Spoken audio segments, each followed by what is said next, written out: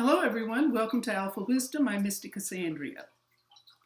We're continuing with our introduction and getting to into details about the heart line and how the position of the ending and how it's moving affects your emotional life. That's why it's referred to as the barometer of your emotional life. Okay? Romantically, of course. All right, we're continuing, and I encourage you to look at your hands and make a comparison so you're getting to know yourself a little better, and that would be wonderful. All right, I think that's about as straight as it's going to be. Okay. Now, we're beginning here. This is your check sheet. These are the examples. Here's the first one. It says the heart line ending between Saturn and Jupiter. Let's check this. Here's the heart line, and it goes in between. It doesn't have to go all the way up, but it's heading in that direction. Between the two. This is Saturn, your middle finger. This is Jupiter, your index finger. All right? And in this case, it is a curved heart line. And it's referred to as physical.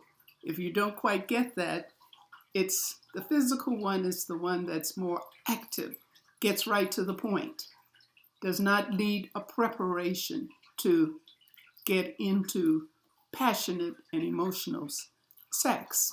All right. Now, it says here, ending between these two fingers, a healthy balance between the heart and the head, or between reason and emotion. While warm-hearted, generous, and sympathetic of others, there is also emotional balance and objectivity. So that's kind of important there. So hopefully you get it. Okay. It's like an even balance. Many heart lines go in this direction and end here.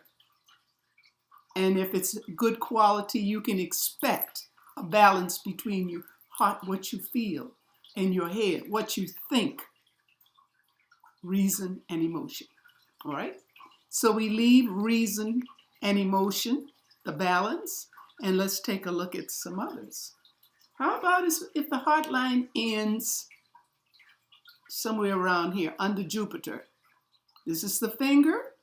It doesn't have to go all the way to the finger. It'll be in this area. It can be on the mount. This fleshy part here is called the mount. And what kind of mount is it? It's Jupiter. They all have mounts. They're named, the mount is named by the finger. It sits below. Okay. So when it begins, or rather when it ends under Jupiter, emotions tend to predominate over reason. Idealized love, sentimentality, and a strong degree of loyalty are common traits of those with this type of heart line. They can be jealous and possessive, especially if the Jupiter finger bends towards Saturn.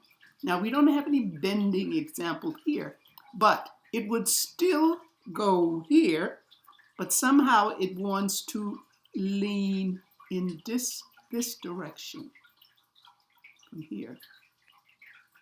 Okay? That happens. That's not so uncommon. So how you feel, how you relate to others, and your feelings are toward others, that will affect this line. All right? So let's leave this one.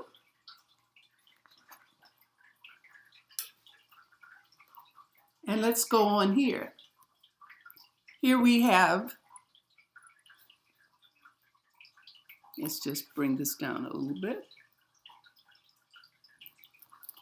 Moving clear across the palm. drops to touch head and lifeline. Now I gave you an example with the heart line touching the head line. It would have to touch over here. So I'll just bring a little line here. Okay. Now what does that mean? There is often a strong conflict between the heart and the head, which can lead to suffering. If the heart line is chained, yes, it is. Well,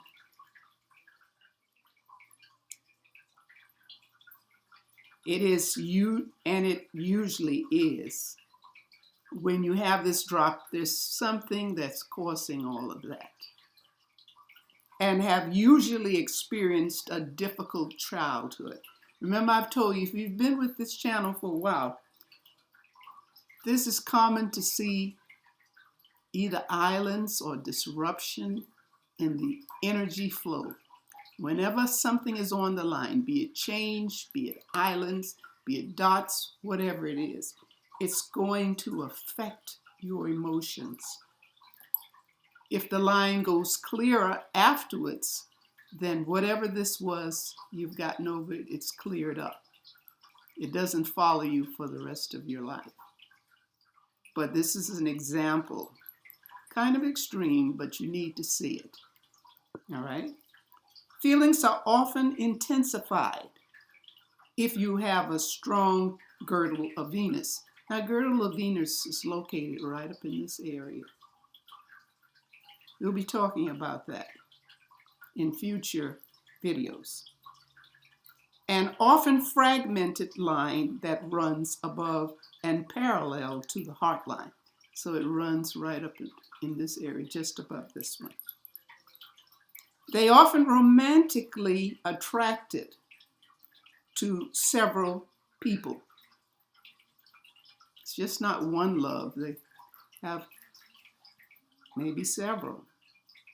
They have trouble coming to terms with their universal affections and what society expects of them. Now, there is a positive.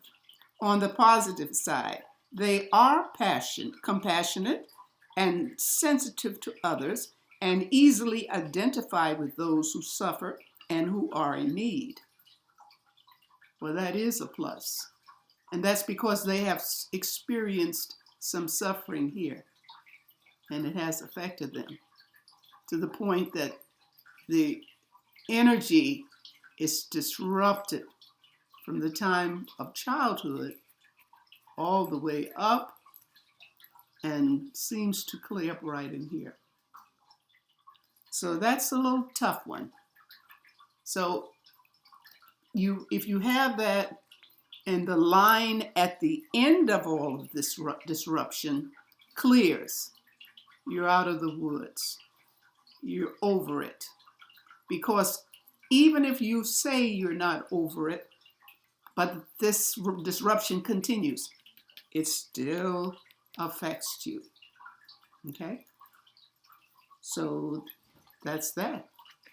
Let's take one more.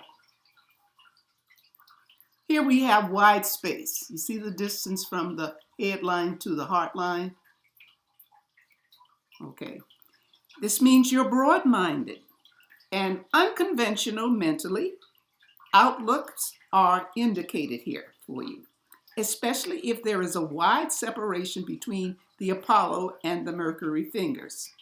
Well, there's Apollo, your ring finger, and Mercury, it's your little finger.